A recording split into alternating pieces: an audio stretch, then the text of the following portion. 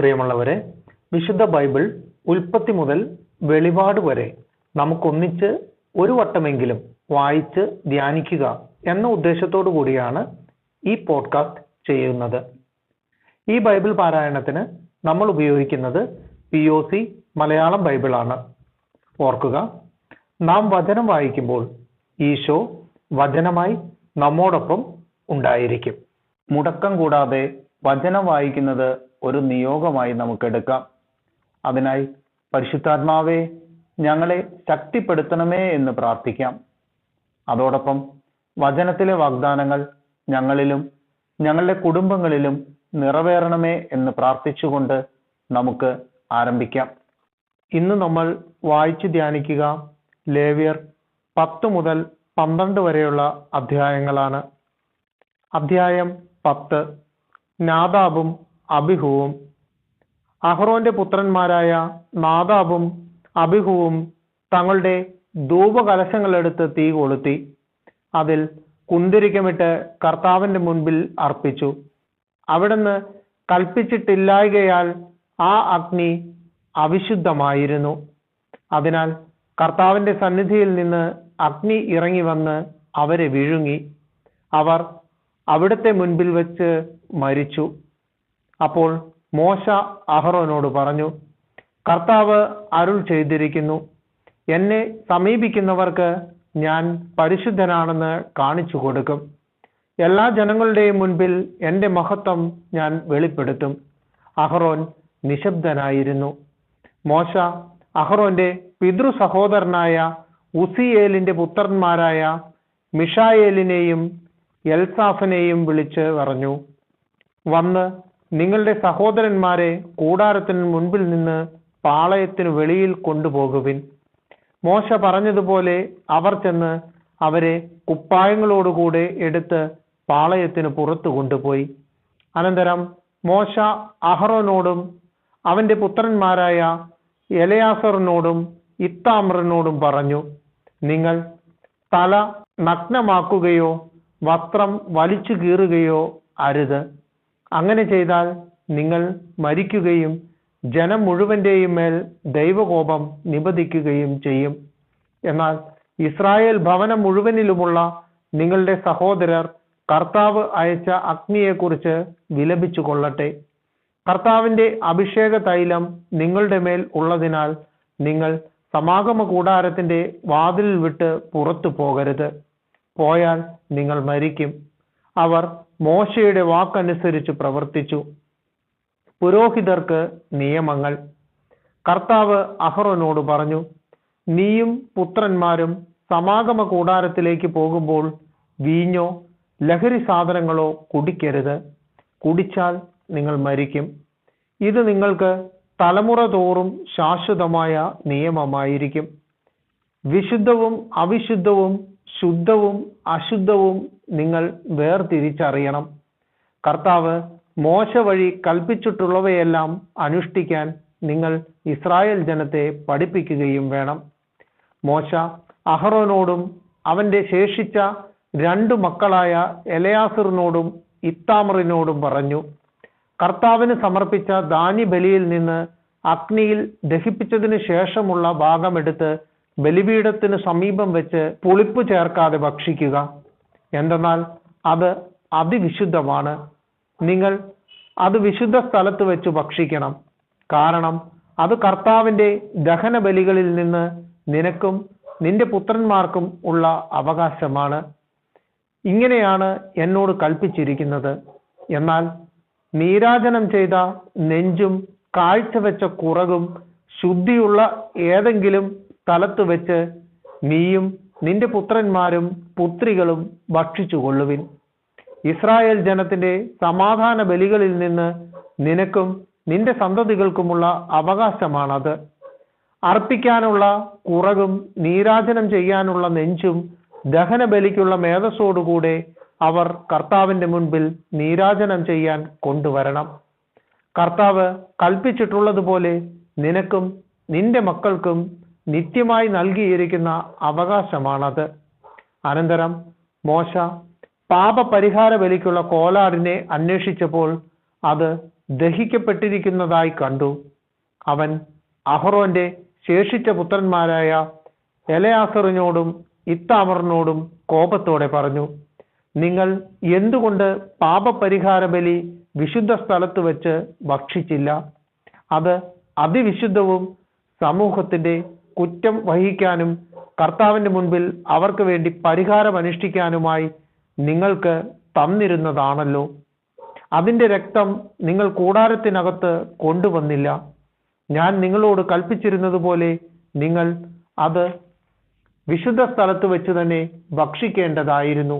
അപ്പോൾ അഹറോൻ മോശയോട് പറഞ്ഞു, ഇതാ, ഇന്ന് അവർ തങ്ങളുടെ ദഹനബലിയും പാപപരിഹാര ബലിയും കർത്താവിന്റെ സന്നിധിയിൽ അർപ്പിച്ചിരിക്കുന്നു.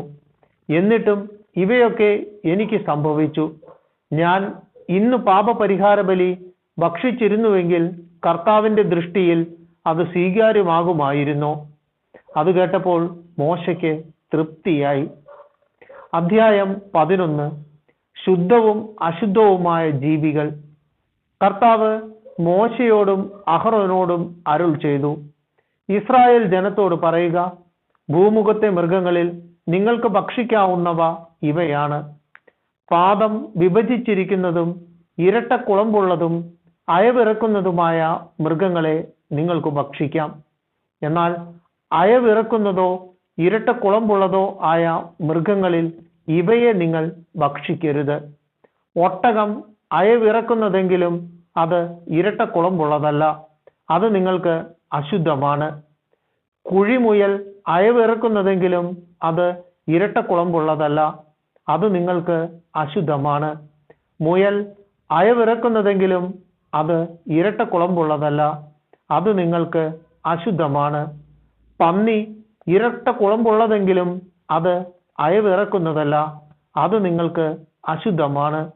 ഇവയുടെ മാംസം നിങ്ങൾ ഭക്ഷിക്കരുത്.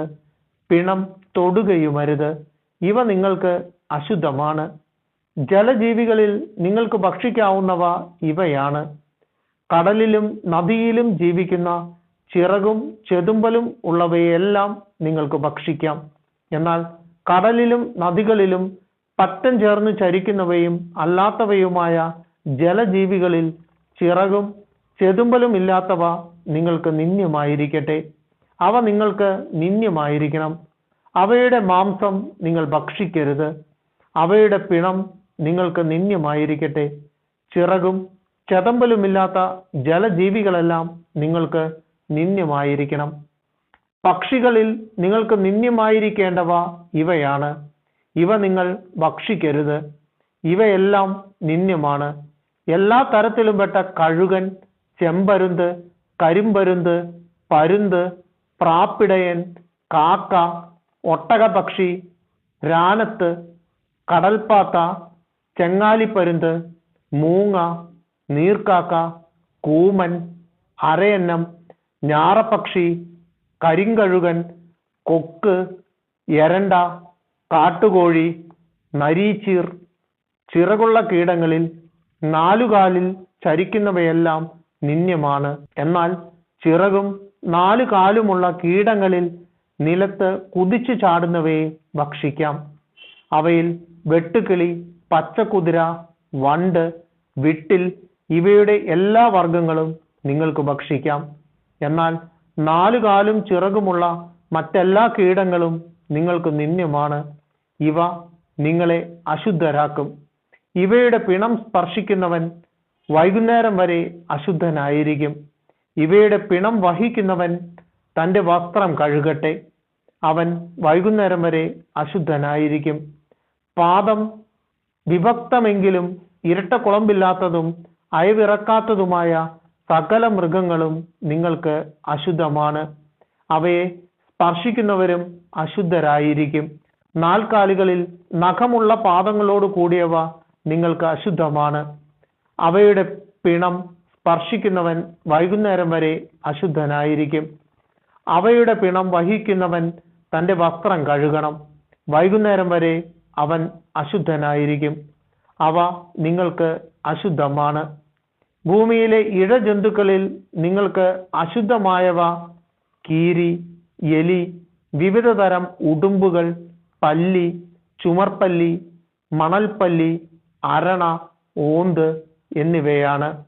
ഇഴജന്തുക്കളിൽ അശുദ്ധമായ ഇവയുടെ പിണം സ്പർശിക്കുന്നവൻ വൈകുന്നേരം വരെ അശുദ്ധനായിരിക്കും. ഇവയുടെ പിണം ഏതെങ്കിലും വസ്തുവിന്മേൽ വീണാൽ അതും അശുദ്ധമാകും. അത് മരം കൊണ്ടുണ്ടാക്കിയ ഉപകരണമോ വസ്ത്രമോ തോലോ ചാക്കോ ഉപയോഗയോഗ്യമായ ഏതെങ്കിലും പാത്രമോ ആകട്ടെ, അത് വെള്ളത്തിലിടണം. വൈകുന്നേരം വരെ അത് അശുദ്ധമായിരിക്കും. അനന്തരം ശുദ്ധമാകും. പിണം മൺപാത്രത്തിൽ വീണാൽ അതിലുള്ളവയും അശുദ്ധമായി തീരും. അത് ഉടച്ചു കളയണം. അതിലെ വെള്ളം ഏതെങ്കിലും ഭക്ഷണ പദാർത്ഥത്തിൽ വീണാൽ അത് അശുദ്ധമാകും. അതിലുള്ള ഏതു പാനീയവും അശുദ്ധമായിരിക്കും. പിണത്തിന്റെ അംശം എന്തിലെങ്കിലും വീണാൽ അത് അശുദ്ധമാകും. അടുപ്പോ അഗ്നികലശമോ ആകട്ടെ, അത് ഉടച്ചു കളയണം. അത് അശുദ്ധമാണ്. അശുദ്ധമായി നിങ്ങൾ കരുതുകയും വേണം. പിണം സ്പർശിക്കുന്ന എന്തും അശുദ്ധമാകുമെങ്കിലും ജലസമൃദ്ധമായ അരുവികൾക്കും ഉറവകൾക്കും അത് ബാധകമല്ല. വിതയ്ക്കാനുള്ള വിത്തിൽ പിണത്തിന്റെ അംശം വീണാലും അത് ശുദ്ധമായിരിക്കും. എന്നാൽ നനച്ച വിത്തിൽ പിണത്തിന്റെ അംശം വീണാൽ അത് നിങ്ങൾക്ക് അശുദ്ധമായിരിക്കും. മൃഗം നിങ്ങൾക്ക് ഭക്ഷിക്കാവുന്നതാണെങ്കിലും ചത്തുപോയാൽ അതിന്റെ പിണം സ്പർശിക്കുന്നവൻ വൈകുന്നേരം വരെ അശുദ്ധനായിരിക്കും. അതിന്റെ മാംസം ഭക്ഷിക്കുന്നവൻ തന്റെ വസ്ത്രം കഴുകണം. അവൻ വൈകുന്നേരം വരെ അശുദ്ധനായിരിക്കും. അത് വഹിക്കുന്നവനും തന്റെ വസ്ത്രം കഴുകണം. അവനും വൈകുന്നേരം വരെ അശുദ്ധനായിരിക്കും. ഇഴജന്തുക്കളെല്ലാം നിന്ദ്യമാണ്. അവയെ ഭക്ഷിക്കരുത്. ഉരസുകൊണ്ടോ 4 അതിൽ കൂടുതലോ കാലുകൾ കൊണ്ടോ ഇഴയുന്ന ജന്തുക്കളെ നിങ്ങൾ ഭക്ഷിക്കരുത്. അവ നിന്ദ്യമാണ്. ഇഴജന്തുക്കൾ നിമിത്തം നിങ്ങൾ അശുദ്ധരാകരുത്. അശുദ്ധരാകാതിരിക്കാൻ അവ കൊണ്ടുള്ള മാലിന്യത്തിൽ നിന്ന് അകലുവിൻ. ഞാൻ നിങ്ങളുടെ ദൈവമായ കർത്താവാകുന്നു. നിങ്ങൾ നിങ്ങളെ തന്നെ വിശുദ്ധീകരിക്കുകയും പരിശുദ്ധരായിരിക്കുകയും ചെയ്യുവിൻ. കാരണം ഞാൻ പരിശുദ്ധനാകുന്നു. ഭൂമിയിലെ ഇഴജന്തുക്കൾ നിമിത്തം നിങ്ങൾ മലിനരാകരുത്. നിങ്ങളുടെ ദൈവമായിരിക്കേണ്ടതിന് ഈജിപ്തിൽ നിന്ന് നിങ്ങളെ ആനയിച്ച കർത്താവ് ഞാനാകുന്നു. നിങ്ങൾ പരിശുദ്ധരായിരിക്കുവിൻ, എന്തെന്നാൽ ഞാൻ പരിശുദ്ധനാണ്. പക്ഷികൾ, മൃഗങ്ങൾ, ജലജീവികൾ, ഭൂമിയിലെ ഇഴജന്തുക്കൾ എന്നിവയെ സംബന്ധിച്ചുള്ള നിയമമാണിത്. ജീവികളെ ശുദ്ധിയുള്ളവയും ശുദ്ധിയില്ലാത്തവയും ഭക്ഷിക്കാവുന്നവയും ഭക്ഷിക്കരുതാത്തവയും തമ്മിൽ വേർതിരിക്കാനാണിത്. അധ്യായം 12. മാതാക്കളുടെ ശുദ്ധീകരണം. കർത്താവ് മോശയോട് അരുൾ ചെയ്തു, ഇസ്രായേൽ ജനത്തോട് പറയുക, ഗർഭം ധരിച്ച് ആൺകുഞ്ഞിനെ പ്രസവിക്കുന്ന സ്ത്രീ ഋതുകാലത്തെന്ന പോലെ 7 ദിവസത്തേക്ക് അശുദ്ധയായിരിക്കും. 8-ാം ദിവസം കുട്ടിയെ പരിച്ഛേദനം ചെയ്യണം. പിന്നെ രക്തത്തിൽ നിന്നുള്ള ശുദ്ധീകരണത്തിനായി അവൾ 33 ദിവസം കാത്തിരിക്കണം. ശുദ്ധീകരണ ദിവസങ്ങൾ കഴിയുന്നതുവരെ വിശുദ്ധ വസ്തുക്കൾ സ്പർശിക്കുകയോ വിശുദ്ധ സ്ഥലത്ത് പ്രവേശിക്കുകയോ അരുത്. എന്നാൽ പെൺകുഞ്ഞിനെയാണ് പ്രസവിക്കുന്നതെങ്കിൽ ഋതുകാലത്തെന്ന പോലെ 2 ആഴ്ചത്തേക്ക് അവൾ അശുദ്ധയായിരിക്കും. രക്തത്തിൽ നിന്നുള്ള ശുദ്ധീകരണത്തിനായി 66 ദിവസം കാത്തിരിക്കണം. കുഞ്ഞ് ആണോ പെണ്ണോ ആകട്ടെ, ശുദ്ധീകരണത്തിന്റെ ദിനങ്ങൾ പൂർത്തിയാകുമ്പോൾ അവൾ കുഞ്ഞിനു വേണ്ടി 1 വയസ്സുള്ള ഒരു ആട്ടിൻകുട്ടിയെ ദഹനബലിക്കായും 1 ചെങ്ങാലിയെയോ പ്രാവിൻ കുഞ്ഞിനെയോ പാപപരിഹാര ബലിക്കായും സമാഗമ കൂടാരത്തിന്റെ വാതിൽക്കൽ പുരോഹിതന്റെ മുൻപിൽ കൊണ്ടുവരണം.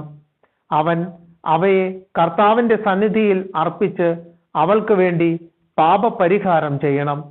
അപ്പോൾ രക്തസ്രാവത്തിൽ നിന്ന് അവൾ ശുദ്ധയാകും. ഇതാണ് ആൺകുഞ്ഞിനെയോ പെൺകുഞ്ഞിനെയോ പ്രസവിക്കുന്ന സ്ത്രീക്കുള്ള നിയമം. ആട്ടിൻകുട്ടിയെ സമർപ്പിക്കാൻ അവൾക്ക് കഴിവില്ലെങ്കിൽ 2 ചെങ്ങാലികളെയോ 2 പ്രാവിൻ കുഞ്ഞുങ്ങളെയോ കൊണ്ടുവരട്ടെ. ഒന്ന് ദഹനബലിക്കും മറ്റേത് പാപപരിഹാര ബലിക്കും. പുരോഹിതൻ അവൾക്ക് വേണ്ടി പാപപരിഹാരം ചെയ്യണം. അപ്പോൾ അവൾ ശുദ്ധയാകും.